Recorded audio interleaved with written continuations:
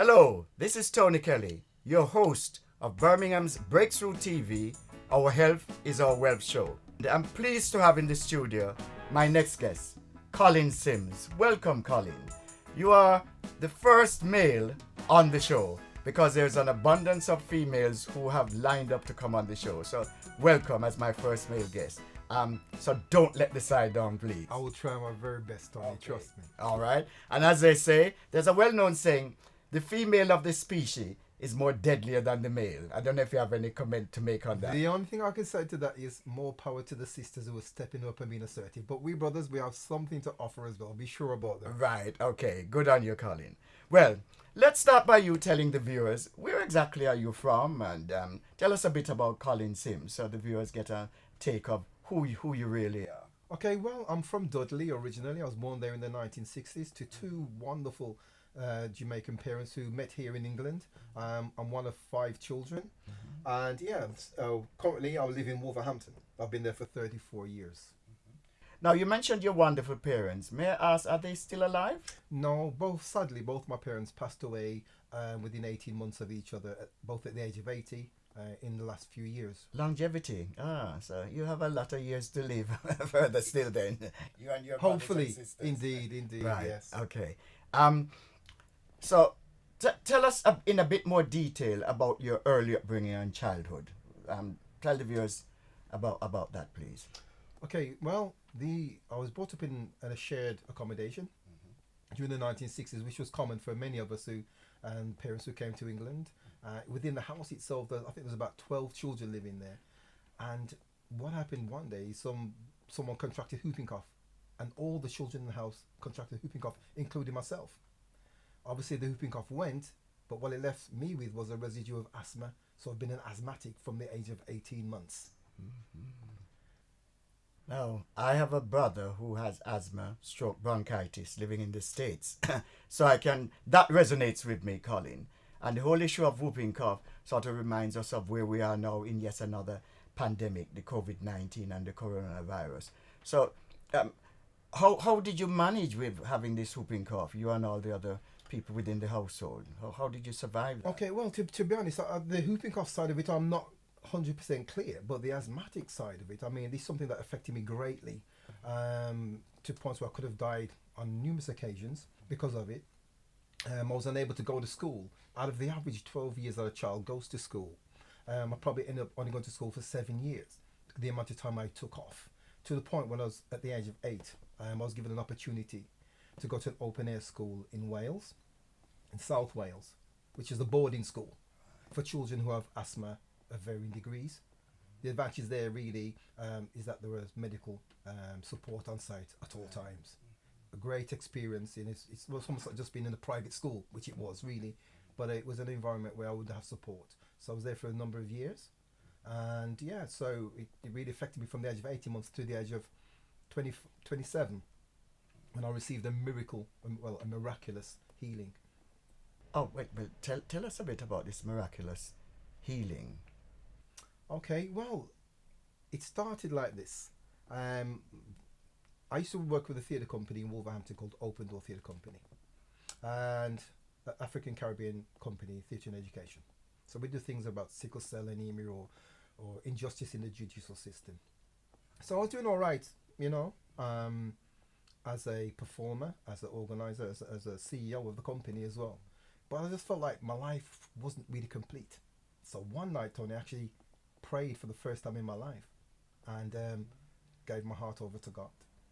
And went to bed, and just to cut a very long story short, I had what you call I dreamt, and I had a spiritual encounter. When I woke up from the spiritual encounter, the asthma had completely gone, and that was the age of 27, and I'm 58 now, I'm proud to say, and I haven't had an asthma attack since. So I want to get back to that's a remarkable story, but in terms of within the home, with all these children having whooping cough, etc., you're the only one from the family who ended up going down to Wales to this boarding school. Yes. So all my other siblings were still living in England, and I was away for 2.5 years, 3 years.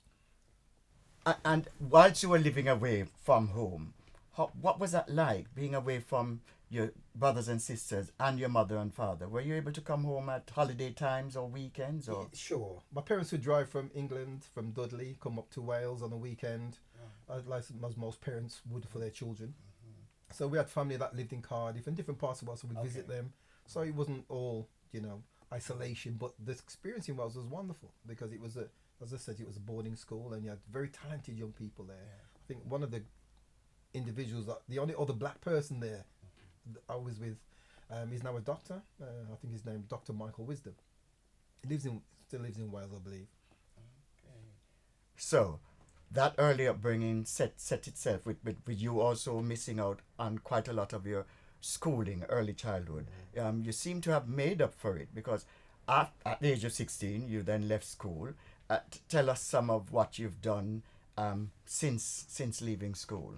Okay, well, since leaving school, when I left school, I went into a factory for 2.5 years, maybe 3.5 years, working in factories and warehouses. But I also had a sound system. It was a sound called Jalayan sound system, and so I was involved in running that business and working. But at the age of 19, things suddenly changed.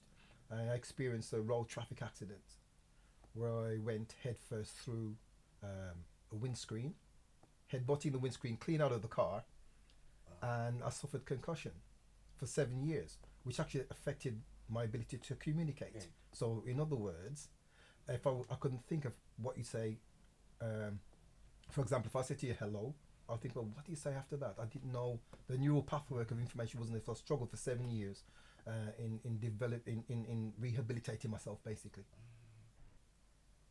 Wow, that's amazing. So, well, as you can imagine, one disaster to another, and here you are now, clearly communicating effectively. So what brought about the change? What was the healing process with the following the accident? Okay, well, the healing process itself is another miracle. If I could just throw that in there, the spiritual encounter I had in the dream, and when I woke and no longer had asthma, at that very same point, my ability to communicate came back, and my memory recall improved greatly. Not 100%, but enough to make a difference for those who knew me, to say, there's a change here, he's changed.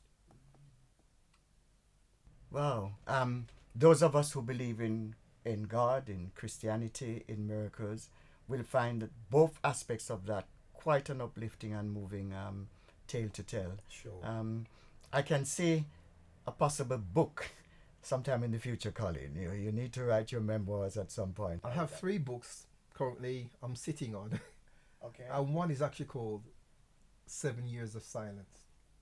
Right. Which charts my journey from being basically mute to being where I am today. Right. Well, I'm sure the listeners and viewers will be anxious to see that in print to be able to buy it. So that's your task for the new year, to start thinking of putting it all, or finishing them all off, whichever books in whatever order. Okay. Moving on then, tell us, what other things have you done in the community? Okay, well, I've done a lot of things, too numerous to mention, to be honest, but what I can recall as we're speaking now, I'm involved in community activities. I used to be involved in art because I worked in theatre, black theatre, as I said. So I put on art events, musical events, as well as theatre productions. But more recently, I work in health, so I put on events around that. So I specialise in fast pain relief. A varied career, Colin. Are there any other places of interest that you've worked or projects that you've been involved in which you think we, the listeners and viewers, need to hear about? Well, certainly, yes. As I said, on my journey towards becoming a therapist, I was employed by a voluntary organisation in Birmingham called Serval Community Trust to carry out an action research project in Dudley, ironically, to identify what the health and the social needs were of the African Caribbean community, but specifically those who suffer from mental ill health. So I did that project and brought it to some conclusion, and that contract was extended for another 3 years. And my position went from being a researcher to a community development manager, trying to bring on stream the recommendations I put forward to social services for the needs of the community. And from then, my became a service manager working in Sandwell for what was called the National Schizophrenia Fellowship, it was called, I believe. And basically, I worked as a service manager with the African Caribbean community in supported living, supported housing, trying to help them in their housing needs, life skills, employment, education. And so, yeah, this is an area I worked in, supporting our community, but giving back. Obviously being paid, but giving back. But this also then proves how important mental health is in the grand scheme of things. Because the two projects you just touched on carry a mental health label. And some people tend to forget your physical health and your mental health, they are intertwined. Absolutely. They go together. You can't say, oh, I'll concentrate on my physical health, but not on my mental health. There's a correlation. Yes, indeed. So it's good to know that you have that string to your bow as well. A man of all parts. I try my best. Yes. I try my best. Thank you. Yes, So Colin, having told us a bit about those traumatic experiences that you've had in your life, and you've overcome them, you also are a family man. Tell us a bit about that. Tell the viewers and listeners. Okay, Tony. Well, I'm a father of 6 children, 3 women and 3 men, and the oldest is 32, and the youngest is 18. I better get it right. They've all gone through university, except for the 18-year-old who's currently is a freshman studying performing arts, and the others are sports coaches, master product designers, teachers, and nurse. Well done. So I'm very proud of them. Yes, and I on camera I am bigging out all of Colin's children. They've all done well. That's pleasing to hear, and that's a message here for any other person out there with children, or whether as a niece or nephew or grandchildren. Education is the key, and you've really done well. Absolutely. Okay, let's move on then to talk about what other things have you done in the community, whether in a professional capacity or a voluntary capacity. The floor is yours, Colin. Okay, so in a voluntary capacity, I've done quite a few things. I've worked within a hospice where I've provided reflexology treatments to patients. Also as well, I've put on events within the community talking about fast pain relief, because my specialism is fast pain relief. But I've included within that other individuals from our community who have so much knowledge and skills about emotional freedom technique, about mindset, holistic nursing, financial support for black communities, and meditation, a whole host of things. So I work collaboratively with a number of different groups. There's 2 groups I'm currently working with. One's called Teams Global, and it's in a voluntary capacity. But what we are is a support network for all black businesses worldwide. And we have annual events, we have training conferences, and different things that help to support our growth. Also as well, I work collaboratively, as I was saying, with a particular group who I've done work with in Cyprus a couple of years ago. So I'm now classified, Tony, as an international speaker, because I went across to Cyprus and spoke about what I do. But I was working in conjunction with individuals who work holistically. Right. So from the sounds of it, you have a pair of healing hands. You've gone from miracle cures to you now helping people, relieving them of their pain and their aches and their suffering. We're talking about the body on a whole, and you're doing it in such a way. Where do you do this? Tell the viewers, listeners, where exactly is this done? Okay, well, I'm actually based in Wolverhampton, and I have a service called Footprints Therapy Health and Wellbeing Centre, right in the city centre of Wolverhampton. I've been there 3 years now, and I've worked in different environments, medical centres, homeopathic practitioners, pharmacies, but I currently have my own practice the last 3 years. But I determined, Tony, to following my miraculous cure, to be able to give back to somebody. Because I thought, well, if I can be healed, what can I do? I said, God, what can I do for others? Right? So this is where my journey started, in working with people, providing therapy. So basically, when I left theatre, I started working with people, adults, with learning disabilities, trying to teach them skills. Because sometimes these people are on a fringe and they're viewed as not that important, and they walk around in such a fashion. So my idea was really to help them to know how to go into a room, start a conversation, how to listen, how to engage, how to finish a conversation, how to leave a room, how to hold their head high. And in 6 weeks of this workshop, it was amazing to turn around how these people's confidence changed. And I thought, you know what, I'm giving back. So I wanted to do that, so I even wrote lightning sketches, short plays. I went to perform them in prisons to help people think about their life, think about the future, to know that it can change, that it can improve. And yeah. Clearly, what I'd say, a jack of all trade. I won't say the end bit, but certainly a jack of all trade with lots of skills. And I love the idea where you're clearly saying, and you've said it more than once so far, giving back to the community, which is so important. Some people tend to take away as much as they can from the community, but a sense of giving back, both in a voluntary capacity, is very good. So let's hear about a bit more about the professional career, because I recall you once stating that you worked in the National Health Service, as it's called in Britain, because these breakthrough podcasts go all over the world, so we can't say just NHS. That's Some right. people might not know what we're talking about. You were based at a hospital. Where exactly, and what did your work entail there before you branched out for the last 3 years independently? Okay. So for 11 and a half years, I worked in Wolverhampton at the New Cross Hospital. I was a phlebotomist there. So basically working in pathology. So basically what I do is take people's blood samples, get them sent to the lab, get them tested. Basically that's it. That's what I did for 11 and a half years while working in my own business, which I've been doing for 16 years. So I left that role last August because I believe the talent that I have needs to be given full attention, to at least to meet our community, to assist them and the broader community, not just our community, assist the community in health and wellness.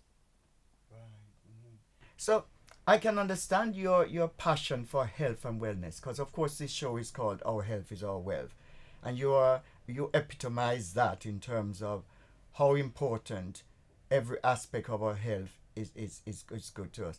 Tell the viewers and listeners, how do you as a person look after your own health in terms of physical activity, in terms of diet? Give the viewers some tips. We're in terrible times at the moment. We're hearing about COVID-19, and black people are more susceptible to getting the virus and going into intensive care units and dying from it and so on.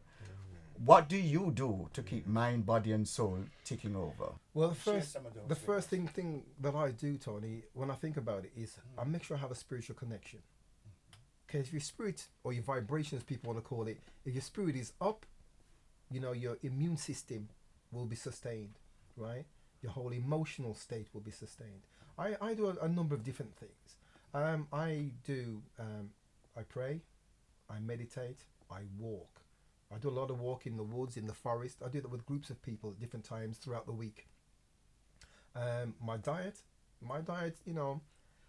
can be improved, but most importantly, what I make sure I do is I make sure I'm hydrated with water. I have my 2 liters of water every single day, because the body, gets rid of 2 liters of water simply by being awake, talking, urinating, perspiring, all these things. So we have to hydrate. Food wise, I've cut down. Well, in fact, I don't eat dairy products anymore. I've cut that out. I'm slightly guilty because I do dabble with meat a little bit, but not very much. Your very, guilty pleasure. Yeah, Your it's a guilty pleasure. It's a real pleasure, but I do eat fish as well. But mostly a lot of vegetables, a lot of seeds, a lot of nuts, and fruit. So I try to eat much healthier and try to stay physically active. I do gym work as well, occasionally. That's good. The dietitians out there could learn a thing or two from you, because we know that within the black community, part of the issue for us is the unhealthy, what I would call unhealthy and not a balanced diet. But you seem to have gotten it spot on in a lot of ways. Leading such a busy life, what do you do then for leisure pursuits or hobbies outside of work? You touched on walking groups, but what sort of other leisure pursuits, hobbies you have? Okay, well, I do like to play badminton. I haven't played in a while, but it's something that because of the lockdown and all that. But I do like to enjoy things like that, or going swimming, other activities. I'm trying to think at my feet a bit. What else do? I do so many different things. I have a group called the Walk the Talk, Qigong Walk. Now, this is based on the ancient martial arts of breath technique and moving slowly. So you have the hard chi and the soft chi. Hard chi is for fighting, soft chi is for healing. I use the soft chi in this Qigong walk, where we walk for an hour on a local park, walking slowly, breathing deeply but slowly, slowing down our thoughts, because as you know, we have about 65 to 70,000 thoughts a day. A lot of it is negative self-talk. So what I look to do is to slow down the processes of our thoughts, which helps to slow down our emotional reaction to things. Because sometimes, if we're in the park, say, for example, doing a walk, and a dog comes scurrying past, and we're doing this slow walk, slow breathing. As soon as you see the dog, your mind is thinking, oh my gosh, a dog. But then you must control your emotions, control your breath, control your thoughts. So this walk here is to help people with the concentration skills, the emotional elevation skills, or the emotional IQ skills. Yeah, it's also good as well because you're doing a deep breath work. It's good for people with arthritis and other conditions. This is fascinating stuff. But something I'm going to go back to, because the guest I had before, Madge Milligan Green, she mentioned that she went swimming. Viewers and listeners, here's a black man who also does swimming, because there's this myth around that black people can't swim. Yes. So it's a negative stereotype that's around, oh, our bodies are not structured to go into the pool, we will sink to the bottom of the pool. You've just got dispelled that myth for Swim us. in the sea and swim in a pool. It's all good to me. Right. That's good. I'm pleased to hear find somebody else who has a hobby or a physical activity of swimming. Colin, share with us, because you're so involved in sort of the health arena and keeping fit and so on. What's your views on the current pandemic, which the entire world is going through in terms of the coronavirus and COVID-19, and especially in relation to how it is affecting us as a black community? What views you have on that? Tony, my views are not 100% settled because there's so much information out there. So anything that I express is just my point of view. Yes. First of all, because I'm a therapist, when people come to me, they have to follow the regulation of wearing a mask and washing the hands, cleaning the hands. And I too will wear a shield, stroke mask. And so I follow that regulation because under law, we have to, otherwise, we're going to get ourselves in some trouble. However, my viewpoint of the coronavirus, corona, because that's what it is, it's the flu. But the COVID-19 itself, apparently, I don't know if it's true, it's a patented condition that's been developed, right? And people are going to be susceptible to it. But the most important thing I would say for people is, to look after our immune systems, eat right, sleep right, exercise, get yourself right. Just remember the question again, because I don't want to. Well, it's no. You've answered it in a sense about eating right, sleeping right, etc. But the bit about the whole thing which worries a lot of people is why so many black people, for instance, in the Caribbean, in Jamaica, 100 and something people have died from coronavirus. But here in Britain, and in America the same, there have been lots of deaths. A lot of elderly people, and I can understand that with their immune system being compromised, aged people, elderly people, senior citizens. But why so many black people? What is it that has caused such a high disproportionate number of black people to have succumbed to this particular disease? I'm struggling with that, and I wondered if you had any thoughts on it. I am aware that our community have died from this particular condition, but whether the numbers are as high as it is said they are, I'm not 100% confident on it. I do believe that yes, we're a small population, so you're going to see a significant difference when people are dying. I mean, so many people have died from the flu generally anyway. So I'm not dismissing the fact that COVID isn't playing its part in it, but we're looking at the condition which 90 odd percent of people recover from. 90 odd percent. So my concern is that why the big panic really? That's kind of like, and my thoughts around the vaccine, obviously, is that there's a hope that the African Caribbean community will be the first to appreciate the fact that it exists, even though we know it's not going to come into play. I've heard that the government said that they're not bringing it in play till April, which I suppose for some people that's a breather. But really, I don't like the idea of our community being the first vessels to yes, let's call it that. Call it what it is. To be experimented on to see if it actually works. Because I think that's really what it's about.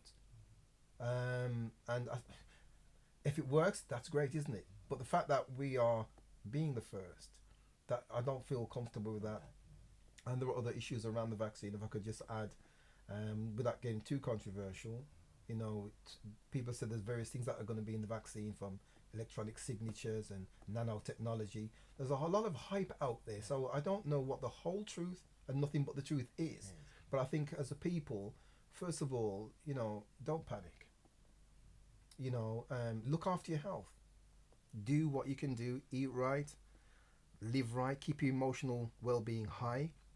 Because the more stressed we are, the more our immune system will become affected, and then more you're going to be susceptible to any condition. But for example, if the mask wearing now, there's a thing about mask wearing, that a lot of people wear the medical type masks. They get this condition called mask acne, where you get acne around the face where the mask is, because you're continually breathing in your own carbon dioxide, which isn't good if you suffer from asthma, or if you're pregnant and working in the health authority. Those things aren't good anyway, having to wear a mask. But mask acne is a condition that you can get around your face, and you're being given steroids for it. But there's a little item, if I could, that I've got. This item here can be put over your face, and then you put your mask on top, so it keeps the mask off your face, and it stops you from getting so wet, because you know when you're breathing in and out, the mask gets wet, particles of bacteria get built up, and you sometimes breathing that in as well. It's not very comfortable, but this gives you a bit more space to breathe. So where is that available from? Well, this was bought online. I think you can get it from Amazon or eBay, you know. And what's the actual name of it? People will see it, view it, by I believe it's called a mask cage. Okay. And they're about £1 each, or probably less. Right. Okay. Well, that's good information to know there, Colin. Yeah. Let me ask you. You've said a lot about issues to do with health and well-being and physical activity and all the things that you do. Viewers and listeners out there might say, well, hey, this kind of talking about even the walking and how you keep your emotions in check and so on. People want to get hold of Colin Sims. How best can they do so? You're Wolverhampton based. Tell us some social media contacts and Sure. and if you want massages or what have you. Okay, if you need to contact me, you can actually call me directly on my phone number, which is a public number, which is 07890575597, or you can email me at inquiries@footprintstherapy.info. I'm actually online, www.footprintstherapy.info. Also as well, I have a Facebook page. Just type in Footprints Therapy UK and you'll find me there. And other social media, but that should be good enough for the moment if you need to contact me. But could I just say, Tony, because as I said, my specialism is fast pain relief for muscular and skeletal pain issues. Now, this year, up until this year, I was the only black person in the country that provides this particular therapy. It's a unique therapy which is a little bit more advanced than physiotherapy and chiropractic work, in as much as it gets you out of pain much quicker. So what I've decided to do is become a teacher in that. So I'm learning to teach. I've actually taught 4 people from our community now how to use this skill. So we've got someone in London, someone in Birmingham, someone in Southend-on-Sea, and someone in Wolverhampton. I've got 4 people that are actually involved in this. It's called the Rossiter system of stretches, and it's great for if someone ever tells you that you have to live with pain, come and see me first, because I can assure you that if that's what you've been told, you're gonna have to live on a medication. I will probably give you something different to think about. Yes, because I'm glad you mentioned medication there, Colin. I am one who is, if at all possible, totally opposed to going down the route of medication. I say to all healthcare professionals and clinicians, try first of all to enable and empower the patient to make whatever lifestyle changes. Absolutely. And go down the social prescribing route more than pills, drugs, and medication. It's, in my view, I'm not medically qualified, just as you aren't, but in a lot of cases it masks the problem. Also as well, Tony, we have to think about, for every tablet you take, and if you open the box and read the information inside, it will tell you, for every medication you take, it's going to cause one or two other issues over long term. Side effects. So, side effects, right? So then, ultimately, what I'm saying is, the treatment that I offer is medicine free, and so you don't have to have injections, you don't have to live on tablets. It's just about understanding how the human structure works. Yeah. Now, here's something I'm going to leave with you, Colin. You're in Wolverhampton, which is 9 miles from Birmingham. 2022, we're having the Commonwealth Games. We have lots of athletes coming from all over the globe to compete in the Commonwealth. Have you put yourself forward as somebody? You're talking about pain relief, massaging, dealing with the human body. They're going to be running, jumping, skipping, doing everything. And so, are you? Have you put yourself forward to become involved in that, making people aware of you? I'm so glad you asked the question, because this is something I haven't done as yet, but I've been thinking about it. You need to do it. Yeah, and quick as well, Yes. because we don't have a massive open door of opportunity. But I think as well, for black people, especially in the West, in the Midlands, especially we're going to be hosting this huge sports event, that there are representation from our community in there providing something. So I know with what I can do, I need to be in there. So I will be approaching the Commonwealth Games organisation with my CV and profile, portfolio and everything. So hopefully I'll be out there. Well, I'll be looking out for your name on the big screen. Please Yes, do. I will. Now, I want to end this interview. It's been fascinating hearing you talk, Colin, and all the various things you've done. I want you to leave the listeners and viewers with what we call, I do it for everybody, your final thoughts. What would you like to share with them before I thank you for coming in and being my first male guest? Wow. If I could just say then, thank you, Tony, for having me, first of You're all, welcome. because this is a great platform to enable people to know what's going on in our communities worldwide. What I would say to people generally is, you may even have seen on social media, there was a video going around for some years of an African-American woman who changed up her lifestyle, the way she ate, the way she lived, the way she exercised, the way she slept. And she was in the 70s, but she looked like she was in the 40s, Tony. But when you looked at her husband, right, he looked proper old. And he had some conditions as well. And he said to his wife, I wish I'd listened to my wife years ago, because people think I'm her grandfather or her father. So I'm saying this to people, all we have to do is tweak our life, tweak our lifestyle. You don't need major changes. Just think about things that harm your body and cut it out. It's simple. So eat properly, hydrate, sleep, exercise, and cut out the sugars, because these things are so dangerous for our body. So if anyone tells you as well that, look, you have to live in pain now, the doctor said, look, this is your life, don't believe it. There's always a possibility that you can change, that there can be a new you. Look at me. I didn't know where I was going to be 30 odd years ago when I was unable to communicate, but I'm at a very different place. But looking forward to the future, as we get older, just know that that you can live well, and you can live a full life without worry of pain and early death. Colin, what a note to end on. I thank you very much for coming into the studio, Breakthrough TV studio here in Birmingham, and talking to us. You have epitomized what the title, Our Health is Our Wealth, really means. There's so much you've said in this interview which will resonate with others out there, and those who are still struggling to come to terms with how to deal with their health issues and their mind and body. And as you said, when you gave the example of the woman who was looking much younger than her husband, age is just a number. Just a number. Well done. Congratulations for all you're doing, and keep on doing what you're doing. Thank you, Tony. Viewers and listeners, Colin Sims from Wolverhampton. Thanks for coming in. Thanks to our sponsors, the Afro-Caribbean Millennium Center, New Style Radio, 98.7 FM, Breakthrough TV, and Breakthrough Media Studios.